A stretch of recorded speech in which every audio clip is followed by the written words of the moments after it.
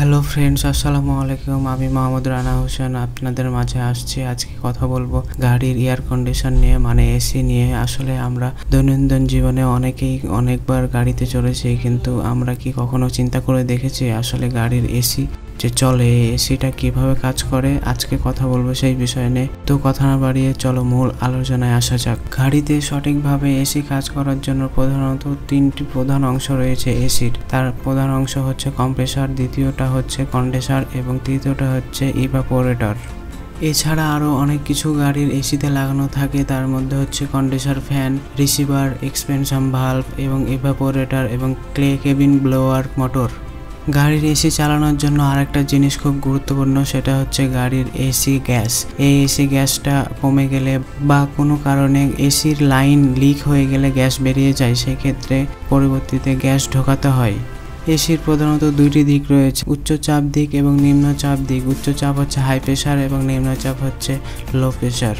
কম্প্রেসারের কাজ হচ্ছে, কম্প্রেসার হচ্ছে একটি পাম্প জাতীয় সিস্টেম যেটা ইঞ্জিনের সাথে সংযুক্ত থাকে এবং এসি চালু করার সাথে সাথে সেই কম্প্রেসারটা চালু হয়ে যায় এবং এসির পাইপের ভেতরে যে গ্যাস থাকে সেই গ্যাসগুলোকে হাই প্রেশারে চাপ দিতে থাকে, পাম্প করতে থাকে। যখন গ্যাস পাম্পে যায় মানে কম্প্রেসারে যায় তখন এটি প্রচণ্ড চাপ দেয়। যখন এই গ্যাস কম্প্রেসারে যায় তখন গ্যাসে কম্প্রেসার প্রচুর চাপ দেয়, 250 PSI থেকে 400 PSI পর্যন্ত চাপ দেয় কম্প্রেসার। সেই চাপের ফলে ওই গ্যাস চলে যায় কন্ডেন্সার। আসলে কন্ডেন্সার হচ্ছে রেডিয়েটরের মতো। গাড়িতে যেমন আমাদের ইঞ্জিন ঠান্ডা করার জন্য রেডিয়েটর থাকে, ঠিক তেমনি এসির গ্যাস ঠান্ডা করার জন্য গাড়ির রেডিয়েটরের সঙ্গে একটি কন্ডেন্সার মানে রেডিয়েটর লাগানো থাকে।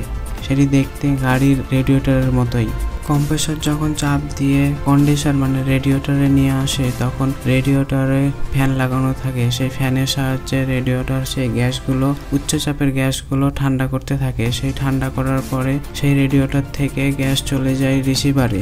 রিসিভার হলো একটি ছাঁকনির মতো একটি যন্ত্র যেটা ওর ভিতরে গ্যাসগুলোকে নিয়ে ছেঁকে নেয় এবং ছেঁকে নিয়ে সেই গ্যাসগুলোকে লিকুইডে পরিণত করে। আসলে সেই গ্যাসগুলোকে বাষ্পে পরিণত করা হবে। বাষ্পে পরিণত করতে হলে সেই গ্যাসগুলোকে লিকুইডে পরিণত আগে করা দরকার। এই জন্য বাষ্পকরণের আগে লিকুইডে পরিণত করছে রিসিভার যখন লিকুইডে পরিণত করা হয়ে যায় তখন রিসিভার থেকে চলে যায় এক্সপেনশন ভালভে। তখন অলরেডি সেই গ্যাসগুলো, সেই লিকুইডটা ঠান্ডা হয়ে গেছে এবং সেই ভালভ থেকে সেই গ্যাসগুলো, লিকুইডগুলো সেই লিকুইডগুলো বাষ্পে পরিণত করে এবং বাষ্পে পরিণত করার পর ইভাপোরেটরে চলে যায়। ইভাপোরেটর হচ্ছে রেডিয়েটরের মতোই দেখতে, তবে সেটা রেডিয়েটর না, সেটা হচ্ছে সেই বাষ্পভূত গ্যাসগুলো সেই জায়গায় থাকে এবং তার পেছনে একটি ফ্যান লাগানো থাকে। সেই ফ্যানের সাহায্যে সেই ঠান্ডা বাতাস করে সেই গাড়ির ভেতরে চলে যায় এবং গাড়ির ভেতরে ঠান্ডা হয়ে যায়, যেটা আমরা এসি বলি বা আমরা যেটা ঠান্ডা বাতাস পাই সেটাই এসি। সেই ইভাপোরেটরের গ্যাসগুলো তখন বাষ্প পরিণত হয়ে সেই জায়গায় থাকে এবং 0 ডিগ্রি সেলসিয়াসে থাকে এবং কোনো জায়গায় 0 ডিগ্রি সেলসিয়াস থাকলে সেটা সেই জায়গার বাহির সাইডে ঘামে।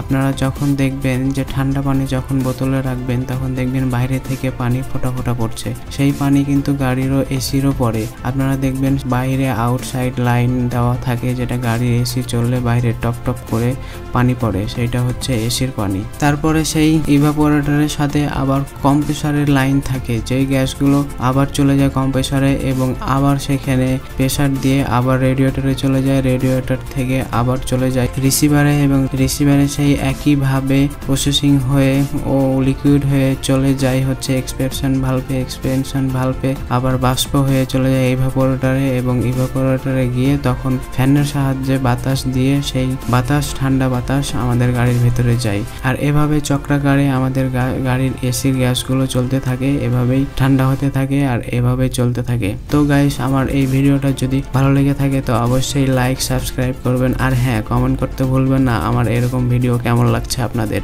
ধন্যবাদ।